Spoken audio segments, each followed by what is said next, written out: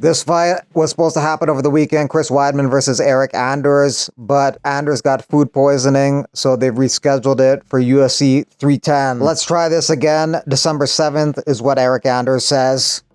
Chris Weidman, I was thinking was going to retire after that fight in New York City over the weekend, but if that's the case, he'll have to retire in Las Vegas, assuming he will retire, but he's talked about doing so, and he's had 30 surgeries, so he's looking to walk away from the game at this point.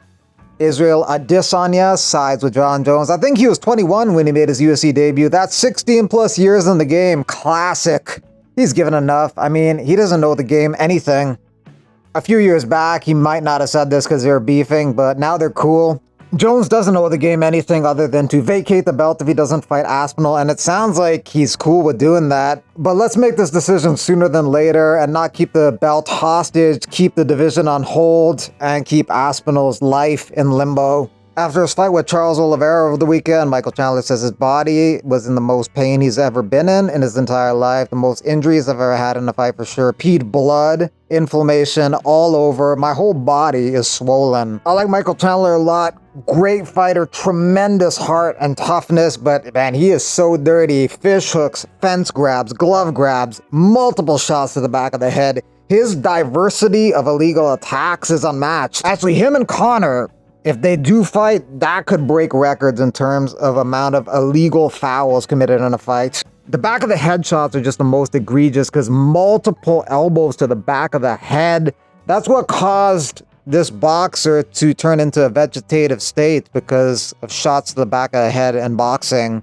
Carly Judas versus Juliana Miller on February 15th.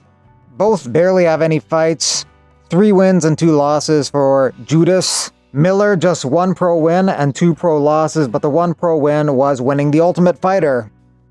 That February 15th card also added Jacob Malkoun versus Rodolfo Vieira. Malkoun often has a wrestling heavy game, but he might switch that up because of Vieira's dangerous ground game.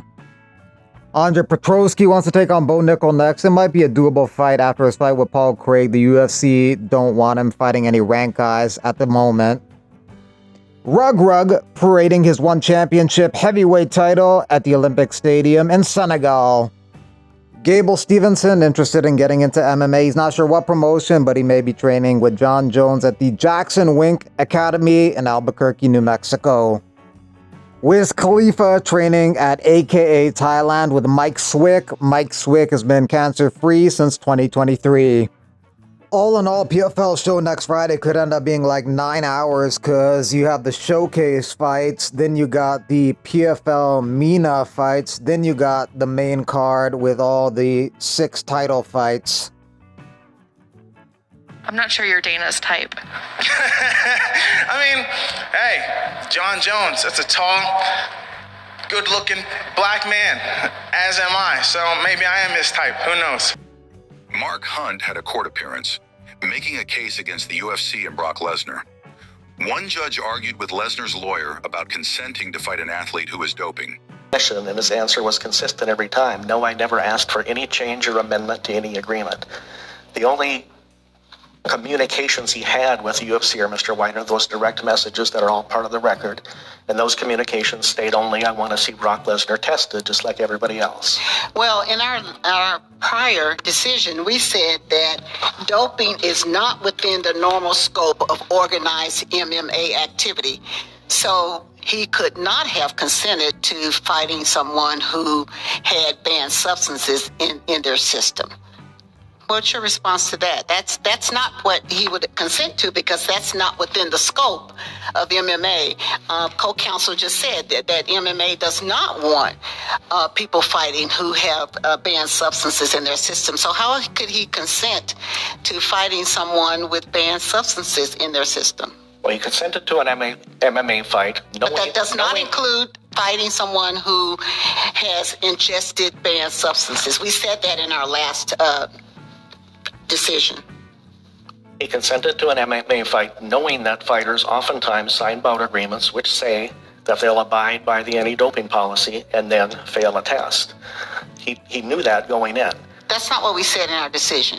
We said that he could not consent to that as part of the MMA fight because doping is not within the normal scope of organized MMA activity. So that would not be included within the scope of consent for MMA activity. But his claim is that he consented to fight Brock Lesnar and that he was he was defrauded into fighting a doping. That's the fraud claim. I'm talking about the battery claim. That's what I was talking about, how the fraud and the battery claims are intertwined, because we know he consented to an MMA fight with knowledge that MMA fighters oftentimes fail drug tests. That's not what we said. That's consent inconsistent with what we said in our opinion. We said that that's not within the scope of MMA activity. I understand what your opinion said. Well, that's the law for this case. Which was on a 12b6 motion. But now we have evidence, we have facts. And it doesn't change the ruling that consent cannot be for an activity that is outside the normal scope of MMA activity. So you're telling us that, in other words, he consented to fight with someone who was could have been under the influence of a banned substance. He consented to that. I'll concede that he did not consent to fight someone who knowingly, intentionally was doping and was supercharged with. Not supercharged. If they had been using a banned substance, you're saying that he consented to fight someone who had been using a banned substance. He did. The only stipulation he put on it was that there be testing. There was testing. Ultimately, a test was failed. But he did consent to fight Mr. Lesnar, knowing, believing, suspecting, and telling everybody that he was doping. Excuse me. He did not consent to fight someone who had been using a banned substance. The fact that he signed an agreement to fight in MMA does not incorporate consent to fight someone who's been using a banned substance. Well, just finished the oral argument. It was kind of hectic. It's a lot harder than, I take my hat off to the people in the law society. I don't take my hat off to the lawyers that lie and then subvert justice, but tried my best. The judges were great. I feel they understand and see what was actually happening here. That's a real eye-opener for me. It's like actual fighting. But in a different arena. I'm fucking certainly a lawyer, but done my best here to try and do the best here for justice, for every fighter that doesn't have to deal with these cheaters and shortcut takers in every sport. So hopefully justice prevails, and we'll see in the near future what happens with this. Big shout out and thanks to the night circuits for letting me articulate a little bit there what I could, and also all glory to the Most High as always. Thank you.